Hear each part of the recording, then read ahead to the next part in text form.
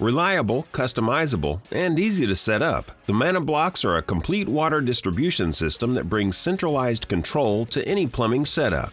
Today we'll be sharing some tips and tricks for setting up a Manabloc. Manablocs are available for both crimp and PEX Press fitting systems. For crimp Manablocs, make sure the tubing is secure before you thread the fitting assembly onto the Manabloc. Once you've secured the tubing and the threaded fitting, crimp the ring using the crimp tool and screw the ring directly onto the Manabloc.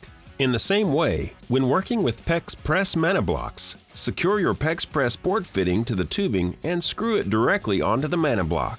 If you have ports you're not using or that you're saving for future system expansion, use the valve T-handle. Turn the port valve to the off position and screw on a port cap to prevent leaks. Make sure that potentially corrosive chemicals like PVC glue or solder flux don't come into contact with the Manabloc, as they could compromise the integrity of the Manabloc and cause leaks. When installing a Manabloc, remember that the system carries a maximum pressure temperature rating of 100 psi at 180 degrees Fahrenheit. Excessive pressure or temperatures can also cause the Manabloc to leak.